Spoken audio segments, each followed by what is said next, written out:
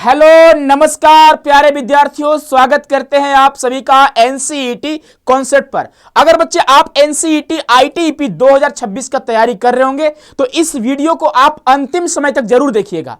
बच्चे आज के वीडियो में बात करने वाले हैं आपके लिए फॉर्म फिलिंग कब स्टार्ट हो रही एनसीईटी का, उसके अलावा कौन कौन से डॉक्यूमेंट्स रिक्वायर्ड होंगे आपके एप्लीकेशन फॉर्म के लिए। सबसे बड़ी बात और सबसे जरूरी सूचना आप सभी के लिए यही होना चाहिए कि कौन कौन से डॉक्यूमेंट्स आपको तैयार करने हैं और कब तक करने हैं, कब आपके लिए फॉर्म आ रही है, कब आपका एग्जाम होगा, इसके बारे में डिटेल में जानने वाले हैं। इससे पहले बच्चे अभी के टाइम पे हमें हमारी एक शायरी मुझे याद आ रही है कि आंखों में नमी है दिल में गम है, आंखों में नमी है दिल में गम है, क्या आपका भी सिलेबस ज्यादा और टाइम कम है। इन सभी को ध्यान में रखते हुए एनसीईटी कॉन्सेप्ट का पहला बैच आया था श्योर सिलेक्शन बैच। ये बच्चे क्लासेस यहां पे रेगुलर चल रही है, कंटिन्यू है। इस नंबर से आप बच्चे इंफॉर्मेशन ले सकते हो श्योर सिलेक्शन बैच का। इसके अलावा आप सभी के काफी डिमांड पर गुरुदेव बैच आ चुका है, जहां पे आप कम टाइम में अपनी सिलेबस को एकदम बेसिक से एकदम शुरुआत से आप कंप्लीट कर सकते हैं, जहां BA BEd BSc BEd BCom BEd की कंप्लीट तैयारी करके आप आईआईटी एनआईटी आरआई डीयू या फिर सेंट्रल यूनिवर्सिटी में जा सकते हैं। तो चलिए बच्चे स्टार्ट करते हैं। पहले हम आपको दिखाएंगे या बताएंगे कि आपका जो एनसीईटी यानी national common entrance test course बच्चे कब आती है, तो 2023 में पहली बार आती है। यानी आप जब आईटीईपी करने जा रहे होते हैं तो पहला जो बैच होता है वह 2023 से लेकर 2027 तक का होता है। यानी एनसीईटी का एग्जाम पहली बार कब हुआ था तो आपको पता होना चाहिए 2023 में हुआ था। और किस डेट को हुआ था बच्चे, तो ये आपको शायद नहीं पता होगा, काफी लेट से हुआ था क्योंकि करिकुलम डेवलप करने में काफी टाइम लग गया था, जिसके वजह से पहली बार इंट्रोड्यूस हुआ था एनसीईटी का एग्जाम, इसलिए काफी ज्यादा टाइम लगे थे। तो यहां पे आप देख सकते हो बच्चे, आपको दिख रहा होगा कि एप्लीकेशन फॉर्म ही जून में आती है और अब हम देखें तो जून तक आपका एडमिशन प्रोसेस भी कंप्लीट हो जाती है। तो आप देख सकते हैं बच्चे यहाँ पे एप्लीकेशन फॉर्म कब आती है, जून में आती है। आपका एग्जाम की बात करें बच्चे तो वह आपका लगभग होता है जुलाई के आसपास आपका एग्जाम होता है, जुलाई या अगस्त के आसपास आपका एग्जाम होता है, ठीक है। अगर हम वही 2024 की बात करें तो थोड़ा और पहले आप देखोगे जून से अब यहाँ अप्रैल में, यानी आपके लिए जो फॉर्म आती है बच्चे वह अप्रैल में आती है और 30 अप्रैल तक आप फॉर्म को भर सकते थे। लेकिन यहाँ पे बाद में क्या होता है, डेट भी एक्सटेंड होता है फॉर्म का कि आप 15 दिन और आपको टाइम मिलता है फॉर्म भरने का, यानी आप मई तक 15 मई तक फॉर्म ही भर रहे होते हैं, ठीक है। आगे बात करें बच्चे, यहां पे आप देख सकते हो यह आपका 2025 का है और लेटेस्ट यही है। अब जो है बच्चे ना, जो एनटीए है वह एनसीईटी को लेकर थोड़ा सतर्क हो चुके हैं, एक्टिव हो चुकी है और टाइम टू टाइम सारा चीजें, चाहे रिजल्ट की बात करें, चाहे बच्चे आंसर की बात करें, चाहे एग्जाम की बात करें, टाइम टू टाइम करा रही है। तो जो लास्ट ईयर एग्जाम हुआ था बच्चे, आपको शायद नहीं पता होगा, 29 अप्रैल को आपका एग्जाम हुआ था, 29 अप्रैल को आपका एग्जाम हुआ था। और फॉर्म कब भरी गई थी बच्चे, तो 20 फरवरी से फॉर्म भरना स्टार्ट हुआ था और 16 मार्च तक फॉर्म भरनी थी। लेकिन हुआ क्या था, कुछ बच्चे फॉर्म नहीं भर पाए थे, जिसके वजह से 16 मार्च की जगह पर 31 मार्च तक फॉर्म भरी गई थी। यानी आप देखोगे 31 मार्च तक फॉर्म भरी जाती है और 29 अप्रैल को आपका एग्जाम होता है, यानी जस्ट एक महीने बाद आपका एग्जाम होने वाला है। ये आपका बच्चे आपको दिख रहा होगा 29 अप्रैल का एग्जाम डेट है और शिफ्ट 1 और शिफ्ट 2 दो शिफ्ट में एग्जाम होती है। अब आप सोच रहे होंगे सर 2026 के लिए डेट क्या हो सकती है, फॉर्म कब आ सकती है और हम एग्जाम कब दे सकते हैं। और यह बच्चे आप सभी के लिए फाइनल ही होगा, आप इसे फाइनल मानकर चल सकते हो कि 2026 के टेंटेटिव शेड्यूल की बात करें तो आप सभी समझ सकते हैं कि आपका जो रजिस्ट्रेशन स्टार्ट होने वाला है वो बच्चे लास्ट वीक आप फरवरी के आसपास आपका स्टार्ट हो सकता है और वहीं थोड़ा लेट हो सकता है, ठीक है।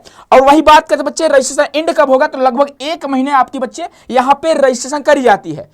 अब अगर एक महीने न होकर 15 दिन एक्सटेंड भी हो सकती है, ऐसा नहीं है कि भैया यही है कि फिक्स है एक महीने ही, है ना, 15 दिन एक्सटेंड भी हो सकती है। आगे बात करेंगे एडमिट कार्ड का, एग्जाम से 3 से 4 दिन पहले आपका एडमिट कार्ड आती है और उससे लगभग एक सप्ताह पहले बच्चे आपका यहाँ पे सिटी इंटीमेशन स्लिप आती है, यानी आपको अपने शहर की पता चलती है कौन से शहर में आपका एग्जाम जाने वाला है, ठीक है। अगर हम एग्जाम डेट की बात करते बच्चे तो ये मान कर चलिएगा लास्ट वीक आप अप्रैल, ठीक है, या फिर फर्स्ट वीक आप मई, बस यही मानकर चलिएगा। 15 मई से पहले और 15 अप्रैल के बाद इन बीच में आपका एग्जाम होने वाला है। अब कोई एक डेट अभी बच्चे डेट नहीं आई है, लेकिन हो सकता है कुछ दिन बाद आप सभी को देखने को मिल जाए, ठीक है। उसके बाद रिजल्ट की बात करेंगे बच्चे, लगभग जून में आपका हो सकता है, मिड जून में आपका रिजल्ट आए। काउंसलिंग स्टार्ट कब होती है बच्चे, तो जैसे ही रिजल्ट आती है, रिजल्ट से पहले भी कुछ यूनिवर्सिटी अपना काउंसलिंग स्टार्ट कर देती हैं, लेकिन यहां पे मैक्सिमम जो यूनिवर्सिटी है रिजल्ट आने के जस्ट बाद अपनी काउंसलिंग स्टार्ट करती है। और काउंसलिंग कितने दिनों दिनों तक चलती है। कब एंड होती है? तो लगभग 4 से 5 महीने आपकी काउंसलिंग होती है। अलग अलग यूनिवर्सिटी में अलग अलग मेरिट लिस्ट आती है, first merit list, second merit list, third merit list, sport round, special round, इस तरह से मेरिट लिस्ट आती है।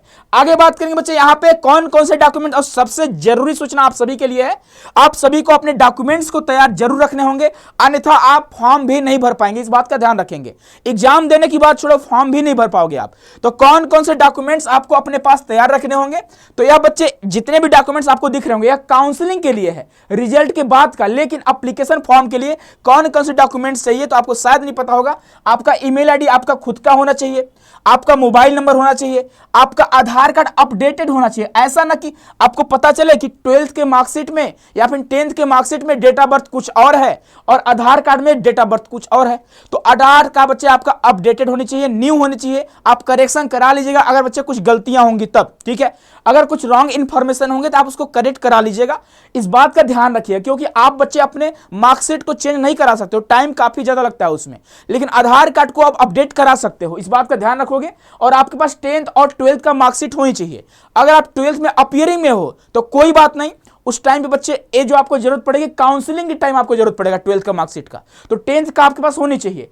और इसके अलावा कास्ट सर्टिफिकेट भी आपके पास होनी चाहिए, ठीक है। और ये भी सेंट्रल लेवल का, स्टेट लेवल का वर्क नहीं करेगा, ध्यान रखिएगा।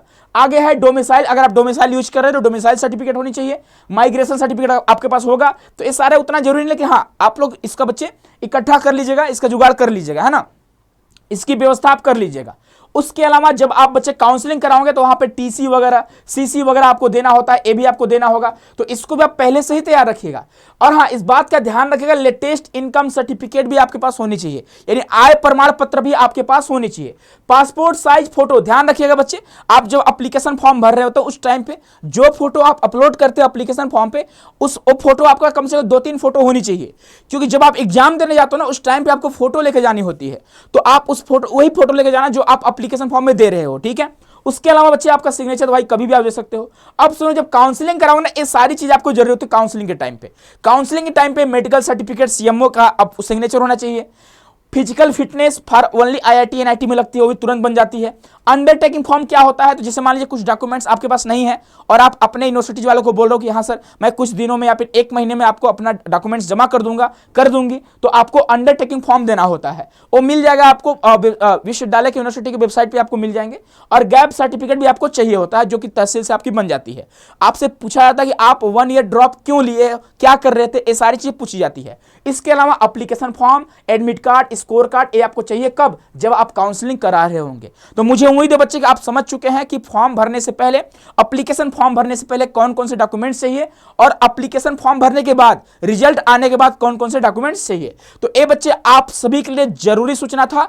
और आपको लगता है कि आपके पास टाइम कम है और सिलेबस ज्यादा है, आपको तैयारी करनी है, अपने सपनों को साकार करनी है, अपने ड्रीम आईआईटी में जानी है, अपने ड्रीम एनआईटी में जानी है, अपने ड्रीम आरआई में जानी है, या फिर अपने ड्रीम कॉलेज में जानी है बच्चे, तो आप सभी के लिए ऑफिस का नंबर आपको दिख रहा होगा, आप बिंदास कॉल या मैसेज कर सकते हैं। जो भी क्वेरी आपकी होगी आप बिंदास कॉल करिए, अपनी प्रॉब्लम को सॉल्व करिए। इसके अलावा बच्चे अगर आप हमारे साथ जुड़कर मेहनत करना चाहते हैं तो आप सभी के लिए हमारी ऐप आ चुकी है, आप सभी के लिए सेवा में बच्चे। तो आप सभी लोग हमारे एप्लीकेशन को, हमारे ऐप को आप डाउनलोड करिए प्ले स्टोर से, और ऐप का नाम है सीयूटी कॉन्सेप्ट, जिसके थ्रू आप एनसीटी कॉन्सेप्ट का Gurudev batch, sure selection batch, mock test भी आने वाले, उसको आप ज्वाइन कर सकते हैं। तो लेट नहीं करिए बच्चे, आप सभी के लिए सुनहरा मौका है। और आपको पता होगा कि यह जो आपके पास 4 से 5 महीने का टाइम है, आप सभी के लिए गोल्डन टाइम है, इस बात का ध्यान रखिएगा। तो इसको खोना नहीं है, इसको अपने ऊपर लगा देनी है, खुद के ऊपर मेहनत करनी है, और 4 से 5 महीने मेहनत करो, उसके बाद आप बच्चे अपने ड्रीम कॉलेज में जा रहे हैं आईटीईपी कोर्स करने। मिलते हैं बच्चे नेक्स्ट वीडियो में। खुश रहिए, मस्त रहिए और पढ़ाई करते रहिए, टेंशन नहीं लीजिए, बिंदास बस मेहनत करते रहिए, बाकी जो भी रिजल्ट आएगा वो आपके पक्ष में ही होगा। चलिए बहुत बहुत धन्यवाद, बहुत सारा प्यार, खूब सारा आशीर्वाद।